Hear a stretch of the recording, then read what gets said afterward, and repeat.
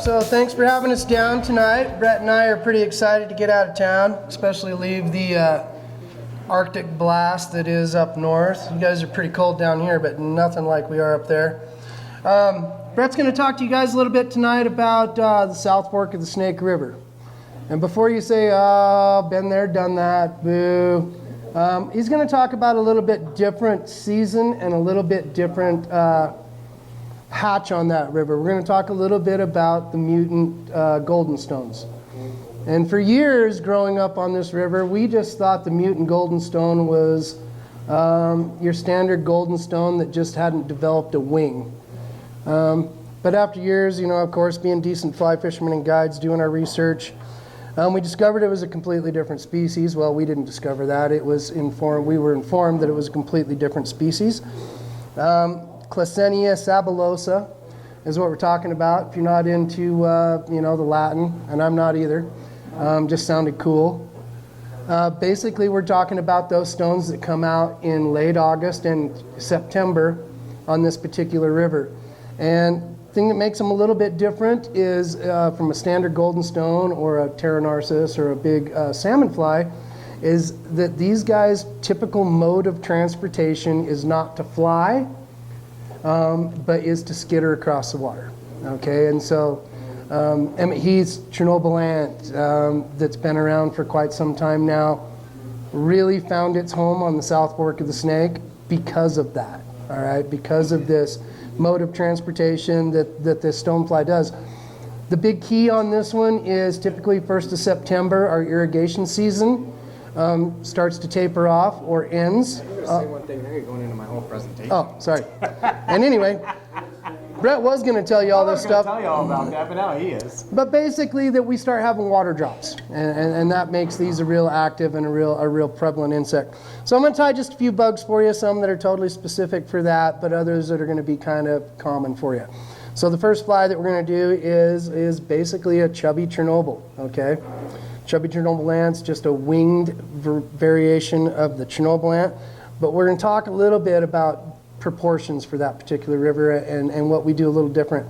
And the first thing is we like to go a little skinnier, okay? We like to size down for this particular hatch. So instead of a real big, thick, overdressed Chernobyl ant, we start to go a little bit smaller, all right? So I'm starting with some 140 denier Danville, just in yellow, and this is a Dairiki 270 hook, basically just that grasshopper hook, has a nice curve to it. And I've got a piece of 2mm foam here in brown. And I'm going to go ahead and just trim the back of this a little bit. I don't like them coming to a real perfect point, more like a screwdriver, little chisel point right there. And the first thing I'm going to do is I'm just going to tie that foam right on the back. Excuse me. If you ever tied with any of this foam, you hooked on your bottom there, Larry. Oh, I like to do that. It keeps the fish off. A lot of times, That's your weed guard, isn't it? that's taking catch and release to the next level. We like to just not even catch them. There's nothing we can't edit out. Yeah, thanks. And so we just got a little back end on this guy with a piece of foam to start this thing out. That was your weed guard. That was the weed guard. That was a weed guard. That was to keep the rainbows off. And now what we're going to do is we're just going to go ahead and double body fore and aft, and then I'll work my way up through this. I'm just going to do a little bit of yellow ice dub on this. Not going to do a dubbing loop. Just going to spin it right on the thread here. And I like to keep these guys pretty thin. The take-home message here is try to be a little smaller. And I think what Brett and I have figured out, and anybody that's fished or guided on rivers and spent a lot of time on them, is there's only so many fly shops in the area, and typically people are fishing those flies that they're buying from those shops. So when we tie our flies for our clients or for ourselves to fish, we like to go a little sparser, a little thinner, just to give them a little bit of a different look than what they're seeing on those commercial flies. So this one isn't going to be real thick, real over-tied. It's going to be pretty sparse. So we've got our tail out the back there. We've got our body dubbed. And now what we're going to do is we're just going to take a little bit of synthetic wing material. This particular material is one that we carry at Snake River Fly. It's just polypropylene yarn, macrame yarn, combed out and dressed. We have it in a lot of different colors. We call it Grizz Frizz, and it floats really well, floats like a cork. It's kind of the same stuff that some of those original strike indicators were made out of. Highly flammable though, so you don't see too many more macrame on the market anymore, at least not this type. So what I'm going to do is I'm just going to tie in a single wing back here. And it's just going to act to kind of keep that back into that fly floating. And acts as kind of a little bit of a visible indicator. What I'm going to do is I'm going to tie this in the middle, and instead of clipping it off real short like this, I'm using half the amount that I would normally use, and I'm going to fold it. And that'll help lock that wing, excuse me, making it weedless again. Lock that wing in there. And then most people are going to, most of the time we clip that relatively short. That's just going to represent, I know that I said that we're kind of trying to imitate an insect that doesn't have a full wing, but this does keep the fly riding up well. The female does have a full wing, the male doesn't.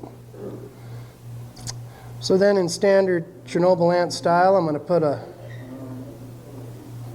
rubber leg over on this side. This is just your standard old medium round rubber. Definitely play with different rubber legs on these guys. Some of the silicone stuff is pretty neat, but the good old-fashioned round rubber seems to have a little bit more liveliness to it. And that's what we're looking for. We're looking for something that's really going to make an imprint on the water. A small amount of dubbing on just to cover my tracks here. Make it look pretty. Just to make it look pretty. And then I'm just going to come all the way up to just behind the hook eye here. Just a single layer of foam on this. We were talking about Teton Valley Lodge earlier. It's a lodge that's been up on the river for a bunch of years. They'll do 3 or 4 layers of this foam on there so they can really float those big heavy tungsten nymphs. We kind of go just the opposite. We want these guys to ride right down in the water. A little more of our Grizz Frizz here. Make this one a little longer here.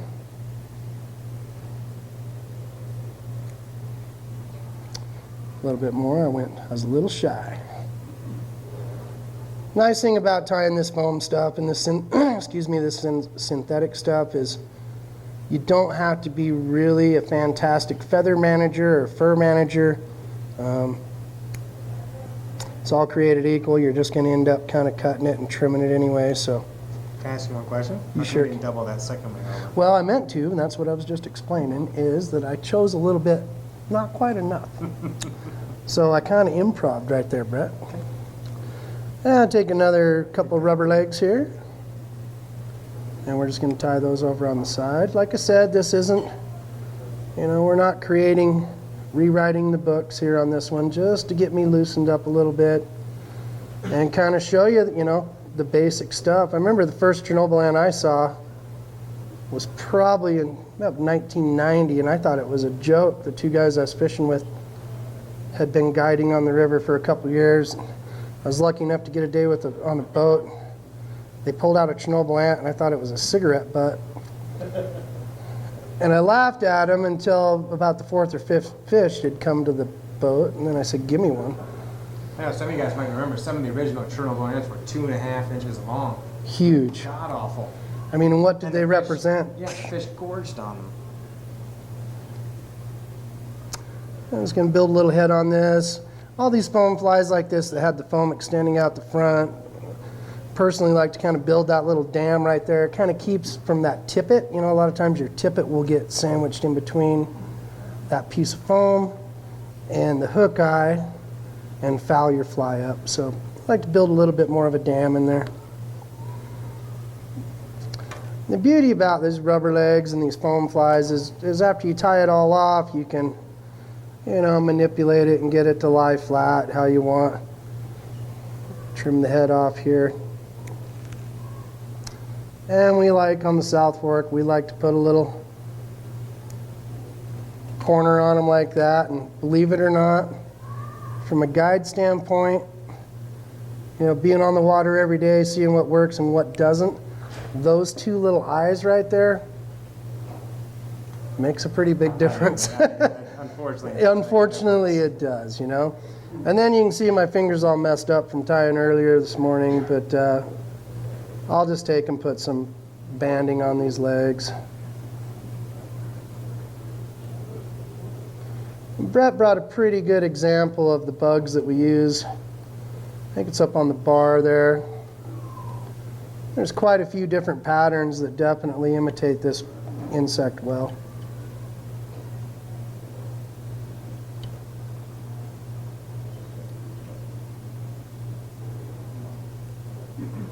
Yeah, one of the things we can't live without on the river is a set of Sharpies. Definitely, we definitely use our coloring kits a lot. It helps a bunch.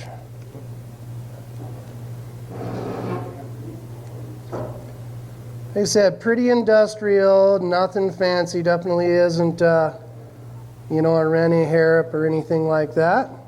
But this fly, you know, and then I'd do a little head cement and all that kind of stuff to make it a little more durable. But, you know, just real simple stuff like that with a yellow underbelly that's really pretty thin, has a really small profile, is the stuff that we fish. So that's standard Chernobyl ant, chubby chirp, just tied a little different.